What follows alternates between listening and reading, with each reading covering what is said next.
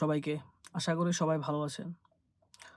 তো আমরা যারা বিদেশ আসি বা বিদেশ আসতে চাই স্টুডেন্ট ভিসায় বিশেষ করে, তারা যখন বিদেশ আসার চিন্তা করে তখন সবার মনে একটা কমন প্রশ্ন থাকে যে আমরা কোন দেশে যাবো, কোথায় যাবো, কোন শহরে যাবো? তো একটা সময়ের পরে হয়তো দেশ ঠিক করে কেউ অস্ট্রেলিয়া, কেউ কানাডা, কেউ আমেরিকা। তো বর্তমান সিচুয়েশনে অস্ট্রেলিয়া সবাই আসতে চায় এরকম একটা দেশ, যেখানে ভিসার ইস্যু অনেক ভালো।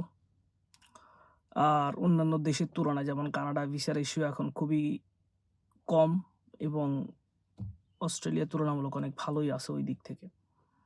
এরপরে আসে প্রশ্ন যে আমরা যাবো তো কোন জায়গায় যাবো? কোন শহর, কোন স্টেট চুজ করব? তো অস্ট্রেলিয়ায় সাধারণত যারা আসে তারা চেষ্টা করে যে রিজিওনালে আসার জন্য।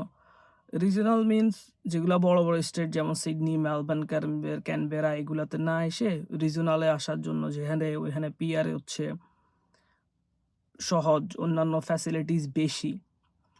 তো রিজনাল মধ্যে অ্যাডিলেড, পার্থ এগুলো একটু বেশি উল্লেখযোগ্য। তো আমি পার্থে আছি। আর পার্থের অবস্থান আমি বলতে পারি যে পার্থের বর্তমান পরিস্থিতি কেমন বা পার্থে সবাই আসলে ভালো হবে কিনা? কোন শহরে আসলে ভালো হবে?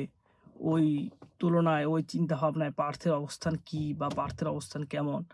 পার্থে আসার সিদ্ধান্ত কি এখন ঠিক হবে কিনা? তো আমি দেখলাম একটা জিনিস যে হয়তো সিডনি, মেলবোর্নে অনেকেই আছে যারা ভিডিও ক্রিয়েট করে বা ভিডিও দেয়, ইনফরমেশন দেয় যে সিডনি, মেলবোর্নে কি করা যায়, কিভাবে করা যায়, বিষয়গুলা কিভাবে কাজ করে। কিন্তু পার্থের বিষয়টা কেউ এখনো দেয় নাই বা পার্থের সম্পর্কে বলার মতো মানুষ বা পার্থের বিষয়গুলো জানার জন্য যে প্রসেস বা মাধ্যম দরকার, ওইটা এখনো সিডনি, মেলবোর্নের মতো এভেইলেবল না। বা সিডনি, মেলবোর্নে যেরকম খবর লাইক ইউটিউবে সার্চ করলেই পাওয়া যায় যে কি অবস্থা, অনেকে ভিডিও দিচ্ছে, সবাই বলতেছে, অনেকের অনেক রকমের ধারণা আছে, সবাই তার মনোভাব শেয়ার করতেছে। ওই তুলনায় পার্থের তেমন লাইক তেমন কেউ নাই বা আমি দেখি নাই তেমন কোনো প্রপার ডেডিকেটেড ইউটিউব চ্যানেল হোক, ফেসবুক পেজ বা কোনো মানুষ যে পার্থ সম্পর্কে ডেডিকেটেড ধারণা দিচ্ছে যে পার্থের অবস্থাটা কি বা পার্থে মানুষ কিভাবে লাইক এখানে স্টুডেন্টদের অবস্থা বা স্টুডেন্টের জব ফ্যাসিলিটিস কেমন, এখানে সার্ভাইভাল কেমন, এখানে থাকার পরিবেশ, বাসা ভাড়া, রেন্ট বা অন্যান্য ফ্যাসিলিটিসগুলো কেমন, এবং সিডনি, মেলবোর্ন এর তুলনায় পার্থে আসাটা কি আসলে ঠিক হবে কি না, পার্থে আসাটা আসলে কি একটা যুক্তিযুক্ত সিদ্ধান্ত হবে কি না। তো এই বিষয়টাই আমি দেখে চিন্তা করলাম যে যদি ইনফরমেশন বেসড আমি কিছু দিতে পারি, তাইলে হয়তো অনেকেরই লাইক উপকার হবে। যখনই আমরা আসার চেষ্টা করছিলাম, বিশেষ করে আমরা যখন পার্থে আসার জন্য চিন্তা করছিলাম, তখন আমরা আসলে প্রথমত ওইরকম ডেডিকেটেড ইউটিউব চ্যানেল না থাকার কারণে আমরা যেরকম বিষয়গুলা জানতে পারি নাই, যেগুলো অনেক কিছু আমরা এখানে আসার পরে জানছি, বাইরে থেকে জানতে পারি নাই। কম্পারিজনে আমাদের অনেক অসুবিধা হইছে। যাদের যারা প্রিভিলেজ না অলরেডি, যাদের কোনো আত্মীয়স্বজন এখানে নাই বা কাজিন অথবা ফ্রেন্ডস যারা পার্থে নাই, কিন্তু তারা পার্থ সম্পর্কে জানতে চাচ্ছে, তারা পার্থে আসতে চাচ্ছে অথবা তারা কম্পারিজন করতে চাচ্ছে যে সিডনি, মেলবোর্ন, ক্যানবেরার তুলনায় পার্থ বিষয়টা কেমন? পার্থ জায়গাটা কেমন হবে? পার্থের বিষয়টা বিবেচনায় আনা যায় কিনা? তো এই ডেডিকেশন, এই চিন্তাভাবনা থেকে আমি মূলত চেষ্টা করছি বা শুরু করার চেষ্টা করছি।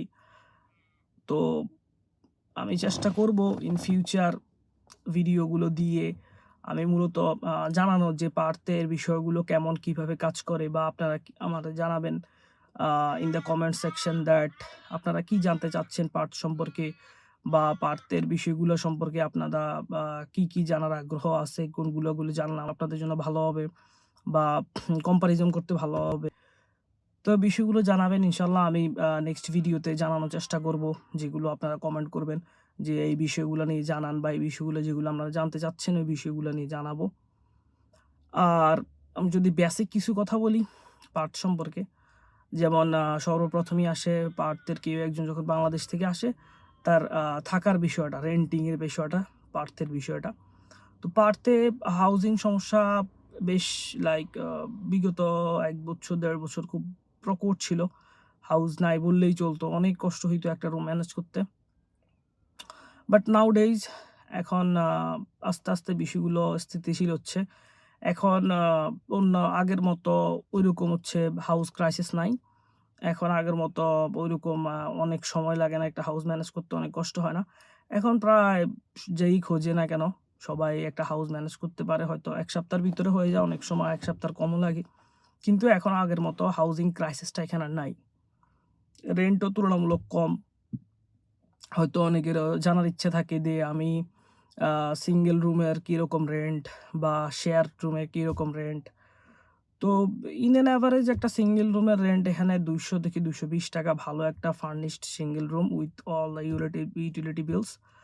আর হচ্ছে এখানে শেয়ার্ড রুমে থাকতে গেলে $১৫০ পার উইক বলছি আমি, পার উইক। কারণ এখানে বিষয়গুলো সিডনি মেলবোর্নে অনেক জায়গায় দেখছি মাসিক হিসাবে চলে। কিন্তু এখানে মাসিক কোনো হিসেব নেই। এখানে পার উইক $১৫০ থেকে $১৬০ পার উইক খরচ হয় for the accommodation. Just for the accommodation without food, just থাকার জন্য। তো বেসিক এখন থাকার যে সমস্যা হাউজিং, এটা আগের তুলনায় এখন ভালো। আগের তুলনায় এখন এটা স্থিতিশীল অনেক বেশি। আগের মতো হচ্ছে ক্রাইসিস নাই এখন। ঠিক আছে, হাউজিং এখন স্টেবল।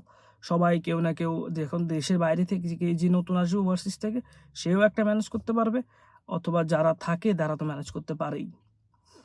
আর সেকেন্ডলি হচ্ছে থাকা, খাওয়া, ফুডের কেমন খরচ হয়, বা যারা প্রথম আসতে চাচ্ছেন তারা কেমন বাজেট নিয়ে আসবেন, বা হচ্ছে তারা কত টাকা নিয়ে আসলে ভালো হয়।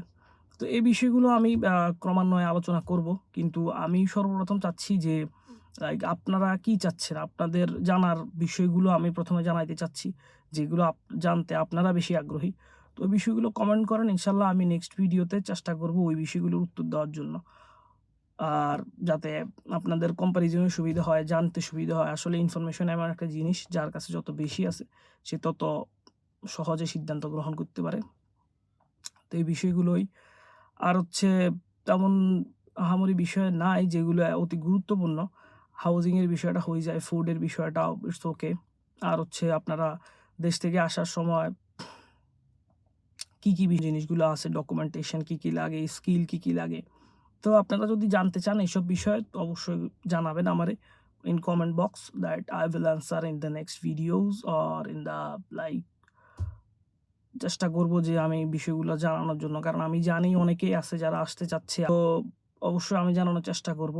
ওই চিন্তাভাবনা থেকে আসলে মূলত হচ্ছে এখানে আমি চ্যানেলটা স্টার্ট করা। তো আপনারা আশা করি সাবস্ক্রাইব করে রাখবেন, পাশে থাকবেন। এটা আমার প্রথম ভিডিও, প্রথম YouTube channel. It's for the first time everything. That's why if যদি কারো কোনো ভুল হয় অবশ্যই আপনারা এটা ক্ষমাসুলভ দৃষ্টিতে দেখবেন। কারণ I am new in this sector. Everything is new for me. So এই তো, আর তেমন বিশেষ কিছু বলার নাই। ভালো থাকবেন সবাই। ইনশাআল্লাহ আবার পরের ভিডিওতে দেখা হবে। আসসালামু আলাইকুম।